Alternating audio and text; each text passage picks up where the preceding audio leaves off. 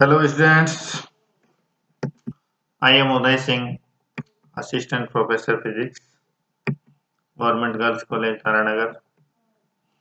Statistical Physics अर्थात सांख्यिकीय भौतिकी में आज का एक बार फिर आपका स्वागत है। सूक्ष्म अवस्थाएं और स्थूल अवस्थाएं अर्थात माइक्रोस्टेट्स एंड मैक्रोस्टेट्स। आइए इनको जानते हैं कि इनका क्या योगदान है, क्या उपयोगिता है। स्टैटिस्टिक्स सूक्ष्म अवस्थाएं और स्थूल अवस्थाएं, माइक्रो एंड मैक्रोस्टेट्स, एक कोशिका के विस्तार की सीमाओं के अंदर जिसमें किन्हीं अणुओं के निरूपक बिंदु अर्थात रिप्रेजेंटेटिव पॉइंट्स स्थित हैं, उन अणुओं के निर्देशांकों का पूर्ण विनिर्देश यानी स्पेसिफिकेशन तंत्र की एक सूक्ष्म अवस्था को परिभाषित करता है।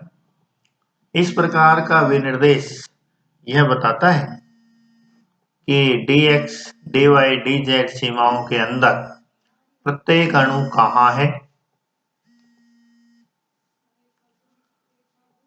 और वह किस संवेग से किस दिशा में गतिमान है। यह विस्तृत विनिर्देश गैस के प्रेक्षण योग्य गुणों के निर्धारण के लिए बिल्कुल अनावश्यक है। उदाहरण के लिए सामान्य आकाश के प्रत्येक आयतन अल्पांश में यदि अणुओं की संख्या समान होती है तो घनत्व समान होता है अर्थात द्रव्यमान प्रति इकाई आयतन, और यह इस बात पर निर्भर करता है कि कौन से अणु किस आयतन अल्पांश में है। तो यहां तक हमने क्या देखा कि ये कोशिका के विस्तार की सीमाओं के अंदर किन्हीं अणुओं के निरूपक बिंदु स्थित हैं, तो उन अणुओं के निर्देशांकों का पूर्ण स्पेसिफिकेशन जो है वो तंत्र की एक सूक्ष्म अवस्था को बताता है। और इस प्रकार का ये विनिर्देश ये बताता है कि जो सीमाएं हैं कोशिका की उस पर उसके अंदर प्रत्येक अणु कहाँ है और किस संवेग से किस दिशा में गतिमान है। लेकिन प्रेक्षण योग्य गुण जो है उनका हम निर्धारण करना चाहें तो उसके लिए ये इतनी सारी जानकारी है, ये जरूरी नहीं है, अनावश्यक है।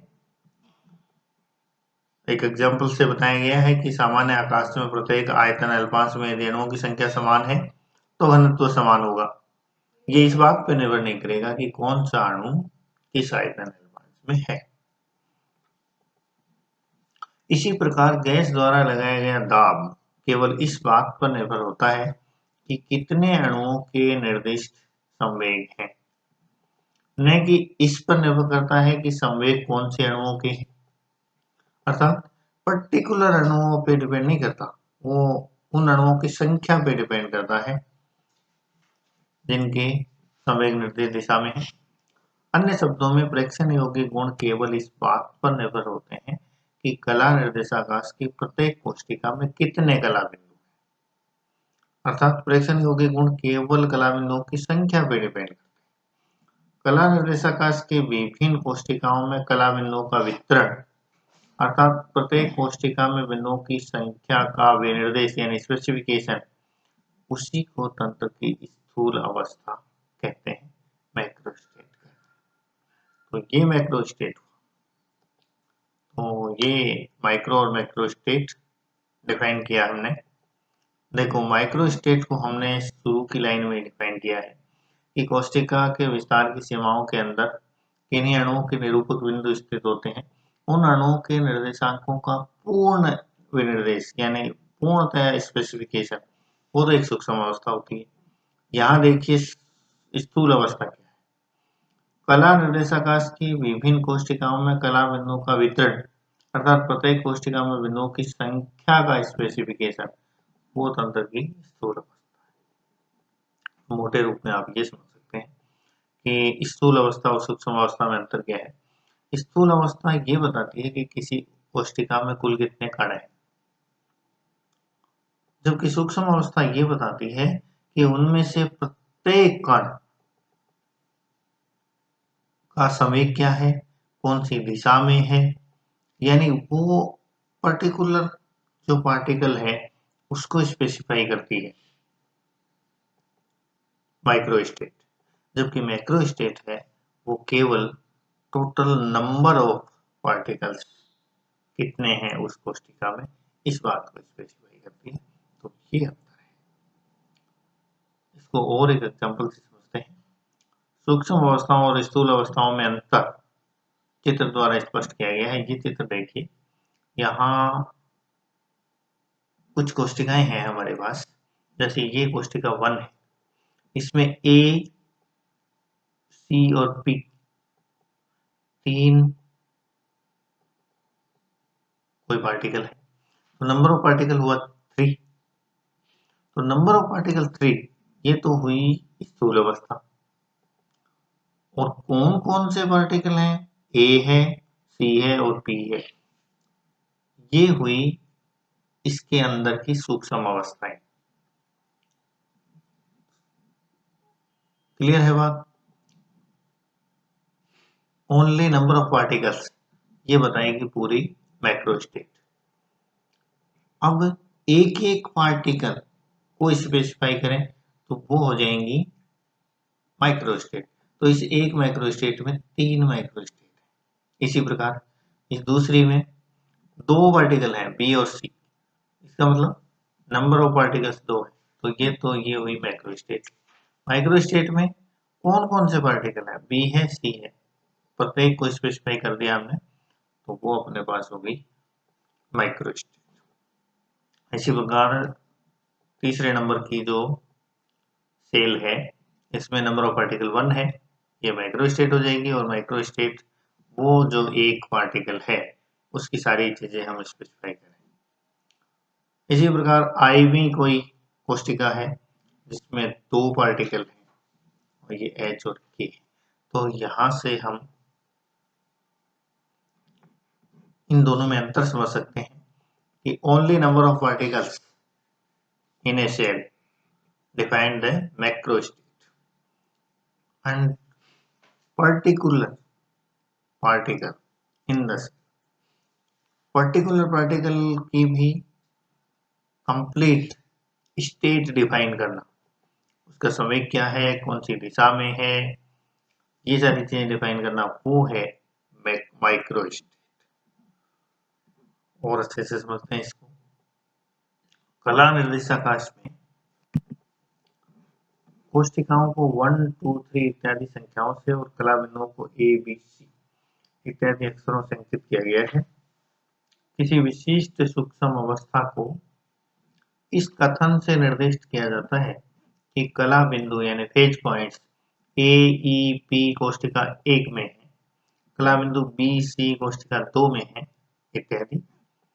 तो संगत स्थूल अवस्था केवल ये कहकर निर्दिष्ट की जाती है कि कोष्टिका 1 में कला बिंदुओं की कुल संख्या n1 = 3, कोष्टिका 2 में संख्या n2 = 2 है और व्यापक रूप में आईवी कोष्टिका में संख्या ni।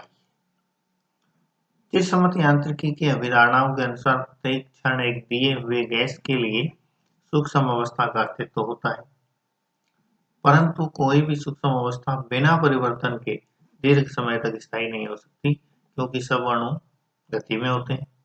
एक और सरल उदाहरण लीजिए। ताश के खेल में यदि किसी के पास 4 हुकुम के, 4 पान के, 2 ईंट के और 3 चिड़ी के पत्ते आते हैं तो वह एक स्थूल अवस्था होगी। तो टोटल जो पत्ते हैं मोटा मोटा हमें पता है 4 हुकुम के, 4 पान के, 2 ईंट के, 3 चिड़ी के, तो ये एक स्थूल अवस्था।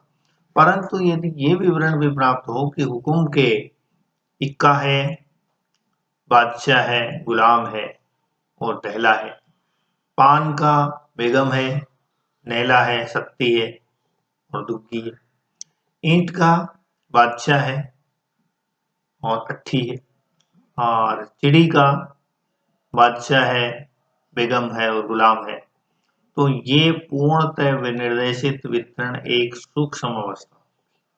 तो एक एक पत्ते के बारे में हमने जान लिया तो ये हमारी माइक्रोस्टेट। इस प्रकार एक स्थूल अवस्था में अनेक सूक्ष्म अवस्थाएं हो सकती हैं। or there are more than one microstates in a single macrostate. अणुओं के उदाहरण में यदि कला बिंदुओं का विस्थापन इस प्रकार होता है कि विभिन्न कोशिकाओं में कला बिंदुओं की संख्या में परिवर्तन नहीं होता है, तो स्थूल अवस्था भी अपरिवर्तित रहेगी। तो ये बात है, यानी कला बिंदुओं का विस्थापन इस प्रकार होगा कि विभिन्न कोशिकाओं में कला बिंदुओं की संख्या परिवर्तित नहीं होती है, तो स्थूल अवस्था भी अपरिवर्तित रहेगी। सांख्यिकी यांत्रिकी ये मूलभूत परिकल्पना है कि किसी निकाय की सब सूक्ष्म अवस्थाएं समान रूप से संभाव्य होती है। ये इंपॉर्टेंट रूल है कि किसी भी निकाय में जितने भी माइक्रोस्टेट हैं वो समान रूप से प्रोबेबल होती हैं। ताश के पत्तों के उदाहरण में इस प्रकार S एक जो माइक्रोस्टेट है जिसमें A, K, J और 10 है, H जिसमें Q 9, 7 और 2 है, D जिसमें K और 8 है और C जिसमें K, Q और J है। इनके आने की संभावना वही है जो S A, K, Q, J, H A, K, Q, J, D A, K, Q, J और C A, K, Q की है। कहने का मतलब ये है कि जितने भी माइक्रोस्टेट होती हैं there all are equally probable. वह स्थूल अवस्था जिसके लिए सूक्ष्म अवस्थाओं की संख्या अधिकतम होती है सर्वाधिक बार प्राप्त होगी। यदि किसी विशिष्ट स्थूल अवस्था के लिए अन्य के सापेक्ष अत्यधिक सूक्ष्म अवस्थाएं प्राप्त होती हैं, जैसा कि वास्तव में होता है, तो यही स्थूल अवस्था अपेक्षित होगी। अन्य स्थूल अवस्थाएं दुर्लभ घटनाओं के रूप में रहेंगी। तो यहाँ कहने का मतलब ये है कि जितनी भी मैक्रोस्टेट होती हैं सारी इक्वली प्रोबेबल होती हैं। तो जिस मैक्रोस्टेट के संगत जितनी ज़्यादा मैक्रोस्टेट होंगी वो मैक्रोस्टेट उतने ही ज़्यादा प्रोबेबल होगी, उतनी ही ज़्यादा प्रक्षित होगी, ऑब्जर्व होगी। ये रही आज की हमारी माइक्रो और मैक्रोस्टेट। संक्षेप में सार के रूप में, एक मैक्रोस्टेट में बहुत सारे मैक्रोस्टेट हो सकती है।